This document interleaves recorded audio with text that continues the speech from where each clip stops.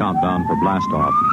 X minus 5, 4, 3, 2, X minus 1, fire.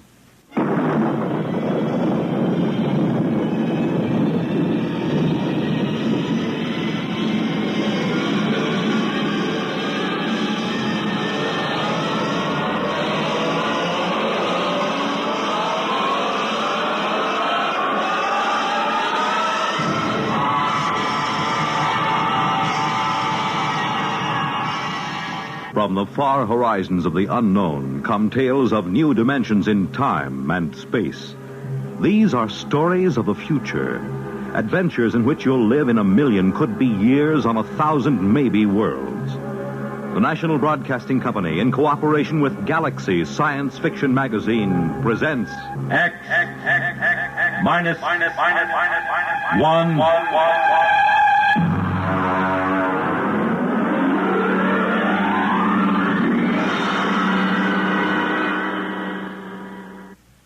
Tonight, Double Dare.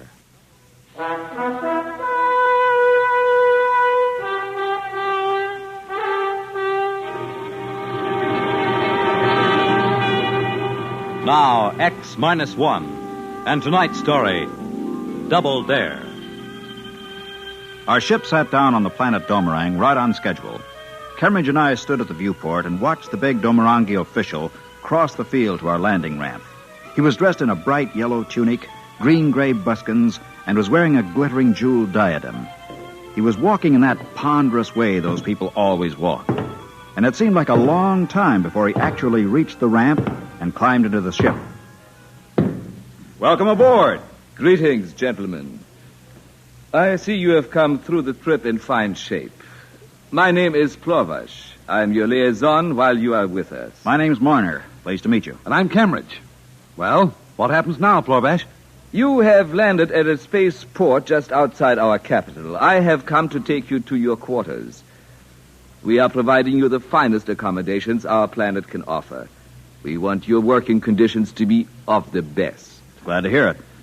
The actual test will begin as soon as you wish. May I offer you good luck? Oh, we won't need it. It's not a matter of luck at all. It's brains. Brains and sweat. Very well. This is what you are here to prove. It ought to be amusing in any case, whatever the outcome may be.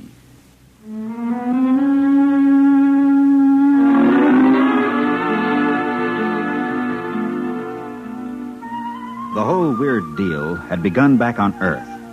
And it started where most arguments like this start, in a bar. Kermidge and I are top engineers back home, and when this visiting Domerangi made a few cracks about our civilization being second-rate in technology, we made a few choice remarks about his own technology. Well, the thing got to the news agencies and created quite a stir. It finally led to a regular interplanetary controversy over who had the best technical brains, Earthmen or Domerangi. So, here we were, Kermidge and I, sitting in an alien hotel room millions of miles from home, staring glumly at the walls. Well, we're here, Marner. We're here. And we're going to show them up and go home rich and famous. You got that? Well, I hope we can show them. Well, we've got to. Between the two of us, we can match anything they throw at us. Well, can't we? Sure we can. Now, just look at this door mechanism, for instance. A simple cybernetic mechanism. Yeah. Ordinary gadget. Not nearly as efficient as our kind, either. And that's just the point. Apparently, these Domerangi aren't half the sharks they think they are. We said we could duplicate anything they showed us, right? Yeah. And they've got two of their engineers on Earth trying the same stunt. Okay, so if our boys stick them and we dope out everything they throw at us here, we've won. The State Department's counting on our versatility, Marner. That's all we need. Versatility, cleverness, and hard work. We'll beat those silly-looking pants right off them.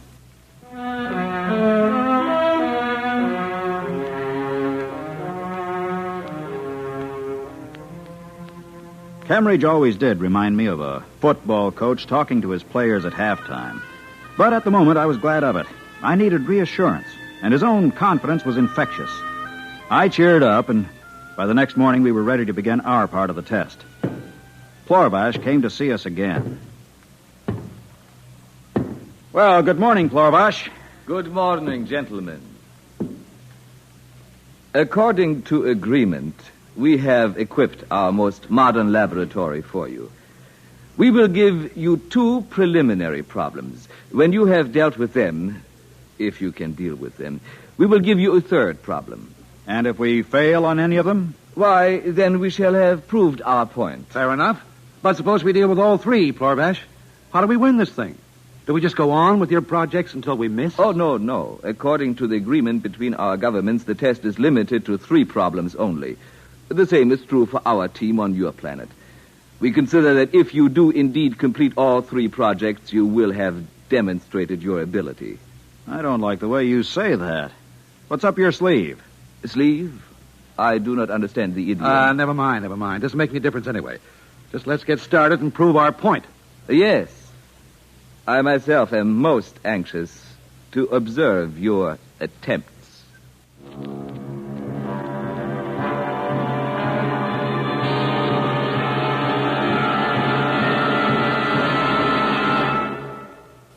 We return to X-1 and Double Dare in just a moment.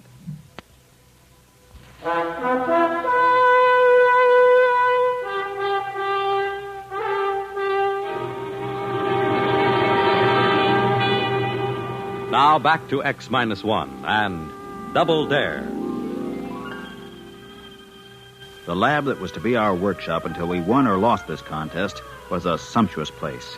The sort of research setup a sane engineer never even bothers to dream about.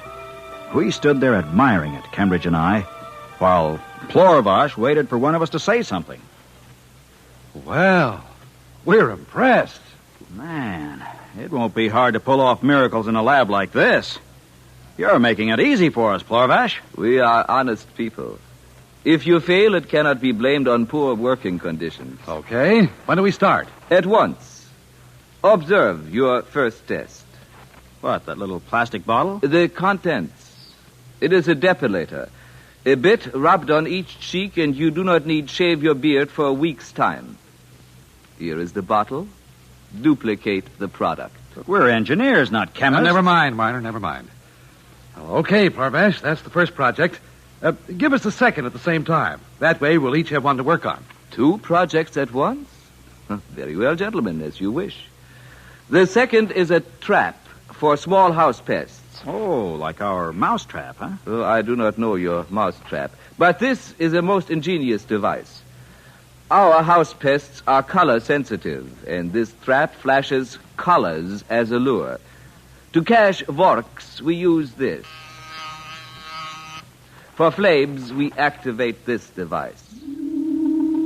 And so on. Well, as you can see, it is most versatile. We have supplied you with an ample number of vermin of different sorts. They are in cages there at the rear of the laboratory. I believe you have everything else you need. You mean this is all? Duplicate these 2 products, if you can. Okay. And we'll let you know the moment we finish. Yes, do that. I didn't like the way he looked when he said that. There was a catch to all this somewhere, but I didn't have time to think about where it might be. Cambridge and I went to work on our project at once. It wasn't nearly as hard as it should have been. Within 4 days, we summoned Plorvash back to the lab. Do you mean to say you have finished already? Naturally. Stay where you are, Plorvash. I want to show you something. All right, Cambridge, activate the trap. Check. All right, stand back. I'm going to open the cages. Oh, no, don't. Those vermin, they'll be everywhere. Too late. Here they come. Oh, but you're mad. But they'll be everywhere. Close that door. Stand where you are and watch.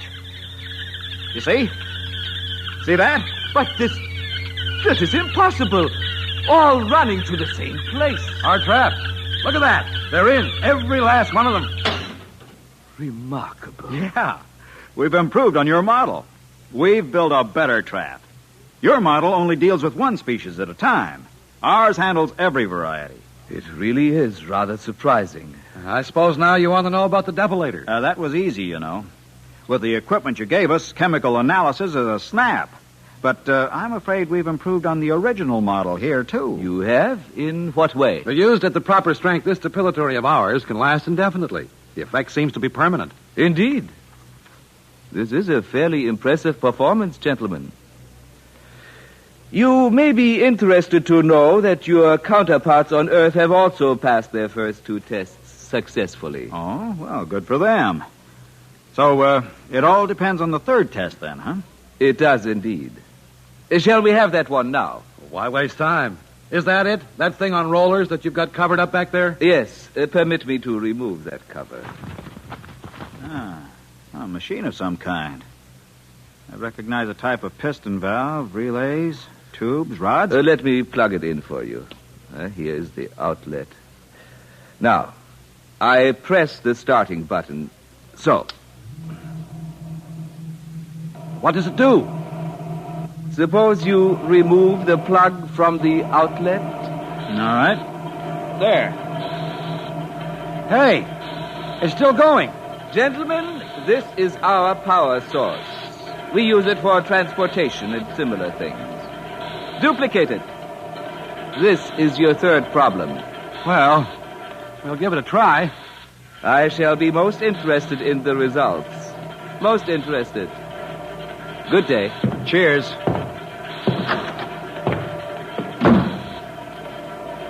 Well, Cambridge, the machine's still going. Yeah, I see. I wonder, can we build a perpetual motion machine?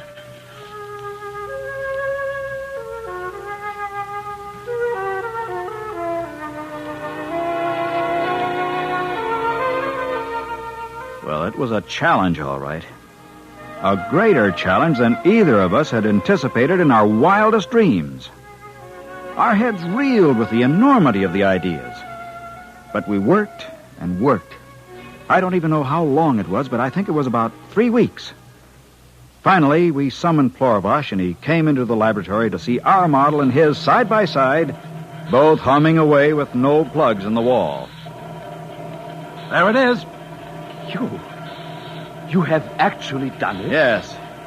It's been running a week now, and it shows no signs of slowing down. It actually works, but how? A complex hyperspace function. We're making a full report, of course. I hope you realize this is quite a stunt in gravology. We didn't think we could do it until we had to, so we did. I didn't think you could do it either. This little box on our model, have you examined it yet? No, that nearly threw us. Apparently it's tightly sealed. We didn't waste time getting it open. We bypassed that. But what is the darn thing anyway? That, gentlemen, is our power source. Your what? A photoelectric amplifier that should keep the model running for, another 2 weeks. Then what? Don't you see? We do not have a perpetual motion machine. We have hoaxed you into inventing one for us. What? We didn't really think you could. It took our best minds to rig up a model convincing enough to fool you. Well, I'll be... That does it. That invalidates the whole agreement. Well, now that we're through, we'll take our machine and go back to Earth. I am afraid that is not possible. What? By a statute in effect here for more than 700 years, any research done in a government lab is automatically the property of the Domarangi government. I am sorry, but I shall have to confiscate your project, gentlemen. We'll see about that. Furthermore, we are forced to confiscate you yourselves. We need you to instruct us on how to build these machines. Plorvash, Earth won't let you pull a trick like that. This is cause for war. I doubt it. Why should a terrible war come about for the custody of 2 men? I demand to see our consul. Of course. That is your right, I suppose. I will arrange it.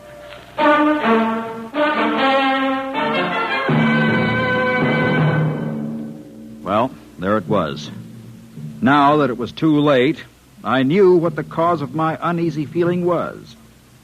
The consul from Earth was a white-haired, sturdy gentleman with a ruddy face and a suave manner. He came to see us in our hotel room that same evening. Now, please, rest assured we shall make every effort to extricate you.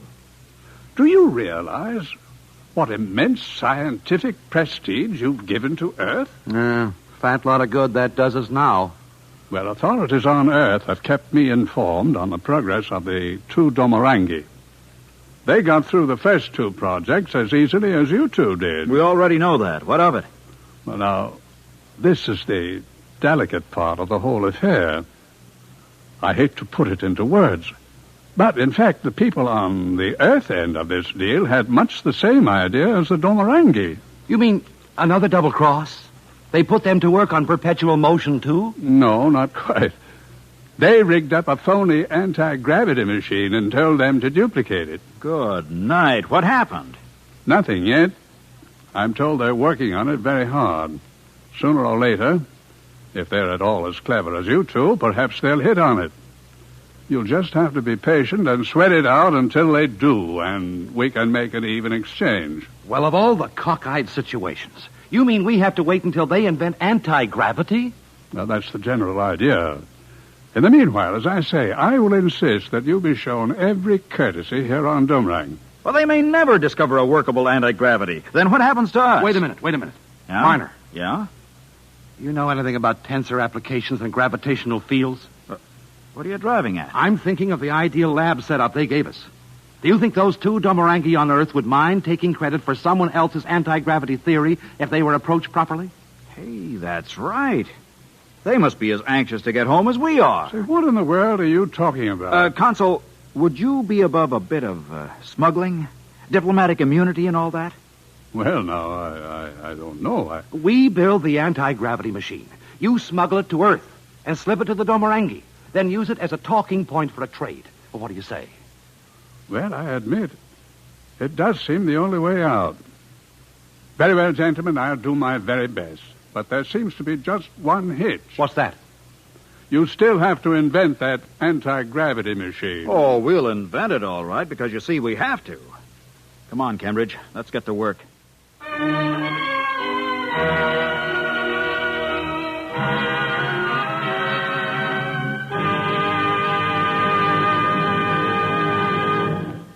Fred Collins again. I'll have another word about X-1 in just a moment. You have just heard X-1 presented by the National Broadcasting Company in cooperation with Galaxy Science Fiction Magazine. Tonight, X-1 has brought you Double Dare, a story from the pages of Galaxy written by Robert Silverberg and adapted for radio by William Welch. Featured in our cast were Ralph Camargo as Marner, Ivor Francis as Cambridge, Michael Ingram as Plorvash, and Harvey Hayes as the consul. This is Fred Collins speaking. And is an NBC Radio Network production. X-1. We pause now for station identification.